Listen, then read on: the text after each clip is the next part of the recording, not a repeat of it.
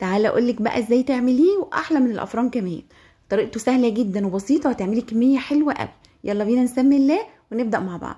اول حاجه هتجيبي البوله بتاعتك، هتنزلي فيها بكوبايه ميه دافيه، معلقتين كبار سكر، معلقتين كبار خميره، كوبايه دقيق، وابدا اخلط المكونات بتاعتي دي حلوه قوي وهركنها على جنب تختمر معايا.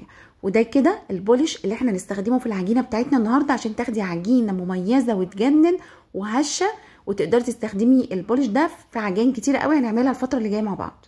هغطيه وهسيبه يختمر معايا، قعد حوالي تلت ساعه.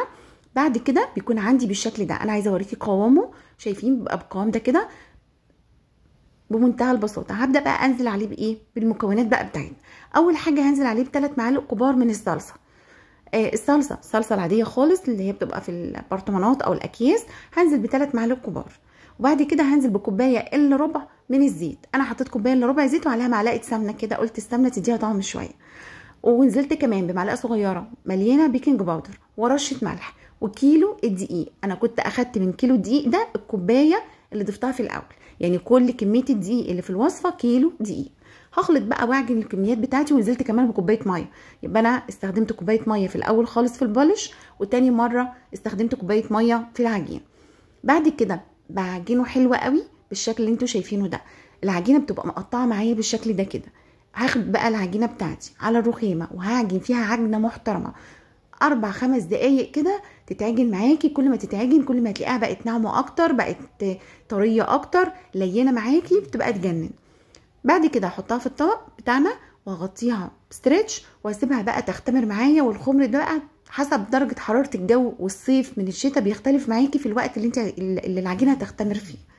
لو وصلتي بقى لغايه هنا ما تنسيش تنزلي في الكومنتات صلي على الرسول عليه افضل الصلاه والسلام. هنا العجينه بتاعتي بعد ما اختمرت بفضيها على الرخامه بتاعتي وهبدا ان انا اقسمها قطع متساويه. انا قسمتها بالشكل ده كده، بدات اخد بقى ايه كل قطعه اقطع منها انا قطع صغيره واقطع الحجم البوريك اللي انت عايزاه.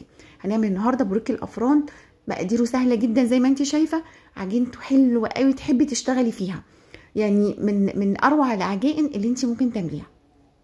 تقدري بقى تكوريه بالشكل ده كده، تقدري تفردي، تاخدي مثلا تقسمي العجينه 3 قطع او 4 قطع وتفرديها وبقطعها عندك، تقطعيها قطع متساويه وتحشيها على طول.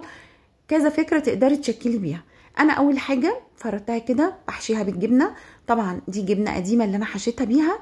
وابدا اقفل حلوه قوي، وجنب الصينيه بتاعتي فيها دهنه زيت وبرص عندي البوريك بتاعي، او بفرد بالشكل ده كده كذا واحده عشان السرعه معايا. بفرد 4 5 6 حسب الرخامه عندي بتاخد كذا قطعه، وابدا ان انا اقفلهم بالشكل ده بمنتهى السهوله. العجينه لينه وطريه وحلوه قوي وما بتلزقش في نفس الوقت، عجينه تجنن بجد.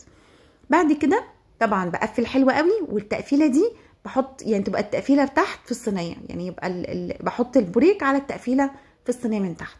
بعد ما رصيته كله حلو قوي بالشكل ده كده عندي، هبدا اجيب الصينيه بتاعتي ومعلقتين لبن وهبدا ادهن وش البوريك عشان اديله رشه من السمسم، رشه من حبه البركه بمنتهى السهوله. ولو وصلتي لغايه هنا ما تنسيش تنزلي تحت في الكومنتات صلي على الرسول عليه افضل الصلاه والسلام. انتوا تاخدوا الاجر وانا اخده معاكم ان شاء الله. ونعمل لايك وشير للفيديو لان فعلا الفيديو حلو قوي. تقدري تعملي الوصفه بتاعت النهارده وتحتفظي بيها في اكياس ثلاجه وتطلعيها على الاستخدام على طول. بعد كده سبته معايا حوالي ربع ساعه يختمر، عما شغلت الفرن بتاعي وسخنته على درجه حراره 220. اخد معايا في الفرن بالظبط من 10 ل 15 دقيقه. طلع معايا بالشكل التحفه اللي انتوا شايفينه ده. ما شاء الله ما شاء الله، طلع معايا كميه حلوه قوي. انا كمان كنت عامله حجمه كبير مش صغير، تقدري تصغري او تكبري زي ما تحبي. هش جدا جدا معايا، حشوه الجبنه فيه طعمها تحفه، طعم العجينه اصلا وريحتها مش قادره اوصف لك حلاوتها. جربيه هيعجبك جدا جدا، من اروع واحلى الوصفات. بما اننا بقى داخلين على مدارس نعمل وصفات من الحلوه دي في يوم الاجازه، تقدري تعملي شويه حلوين زي كده وتحتفظي بيهم في الفريزر. لو عجبك الفيديو ما تنسيش تنزلي صلي على الرسول عليه افضل